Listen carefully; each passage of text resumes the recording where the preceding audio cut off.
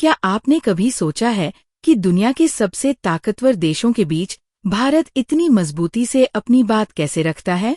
जब पूरी दुनिया यूक्रेन वॉर, चाइना टेंशन या मिडिल ईस्ट क्राइसिस में उलझी हो, तब भारत अपने इंटरेस्ट को कैसे बैलेंस करता है? इसके पीछे अगर किसी का सबसे बड़ा हाथ है, तो वो है सुब्रमण्यम जयशंकर। एक ऐसा इंसान जो ना पॉलिटिशियन थे, ना एक्टर, ना बिजनेसमैन, लेकिन आज उनकी डिप्लोमेसी का लोहा दुनिया मानती है।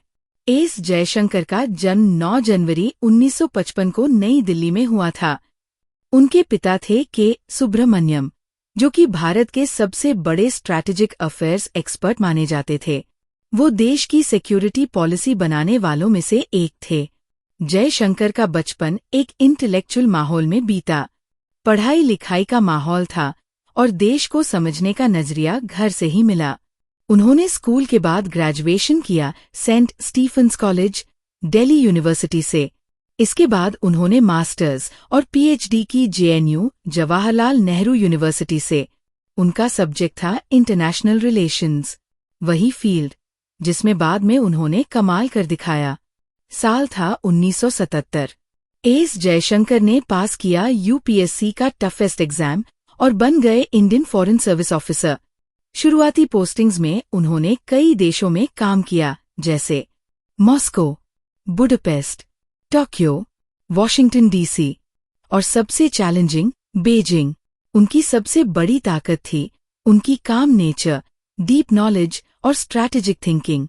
जब बाकी डिप्लोमैट सिर्फ फाइल्स में उलझे रहते थे, जयशंकर ग्लोबल गेम को एक चेस बोर्ड की तरह समझते थे। चाइना में एम्बेसडर रहते हुए 2009 से 2013 उन्होंने कई बड़े बॉर्डर टेंशन्स को स्मार्टली हैंडल किया। उन्होंने समझा कि चाइना सिर्फ सैनिक ताकत से नहीं, दिमाग से हराता है, और जयशंकर ने उसी अंदाज में जवाब देना शुरू किया। 2013 में उन्होंने भारत और अमेरिका के बीच historic civil nuclear deal finalise करवाई। ये एक ऐसा डिप्लोमैटिक विन था जिसने भारत को एक ग्लोबल न्यूक्लियर पावर बना दिया। वो जानते थे डिप्लोमेसी सिर्फ हैंडशेक नहीं, इंटरेस्ट की लड़ाई है। 2015 में जयशंकर को बनाया गया foreign secretary of India. Prime minister Modi को उनमें एक ऐसा डिप्लोमैट दिखा जो भारत की आवाज दुनिया में गूंजा सकता है। फॉरेन सेक्रेटरी रहते हुए उन्होंने भारत की इमेज को कम्प्लीटली चेंज कर दिया। वो सिर्फ सॉफ्ट डिप्लोमेसी नहीं करते थे, वो टफ स्टांस लेने में भी एक्सपर्ट थे। उन्होंने नए नैरेटिव दिए, जैसे नेबरहुड फर्स्ट, एक्ट ईस्ट और मल्टी अलाइनमेंट पॉलिसी। मतलब इंडिया किसी एक ब्लॉक का हिस्सा नहीं, बल्कि खुद एक मेजर पावर बन रहा है।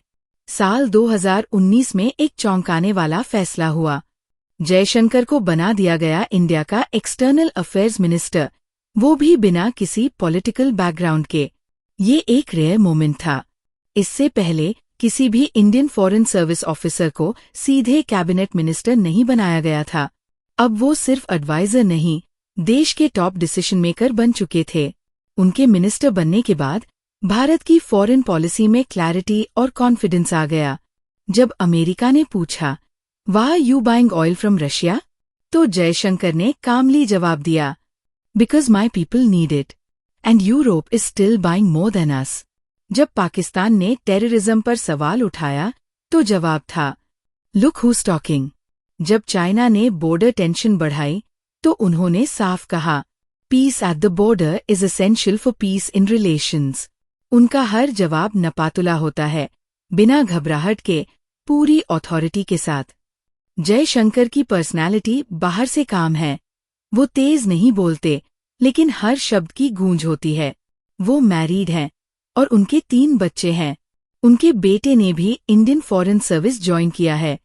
डिप्लोमेसी अब एक फैमिली लेगेसी बन चुकी है। वो अपनी पर्सनल लाइफ को पूरी तरह प्राइवेट रखते हैं। No show off, no controversy, सिर्फ काम और देश। आज जब दुनिया इंडिया को एक राइजिंग ग्लोबल पावर कहती है, तो उसके पीछे एक शांत लेकिन दमदार आवाज है, सुब्रमण्यम जयशंकर। उन्होंने साबित कर दिया कि देश की बात मजबूती से रखना एक आर्ट है।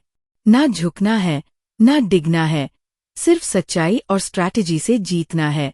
ये थी कहानी भारत के चाणक्य सुब्रमण्यम जयशंकर की। अगर आपको ये वीडियो पसंद आया हो तो लाइक करें, शेयर करें और हर स्टोरी को सब्सक्राइब करें, जहां हम लाते हैं ऐसी इंस्पायरिंग कहानियां उन लोगों की जो दिखते कम हैं लेकिन देश के लिए बहुत कुछ कर जाते हैं।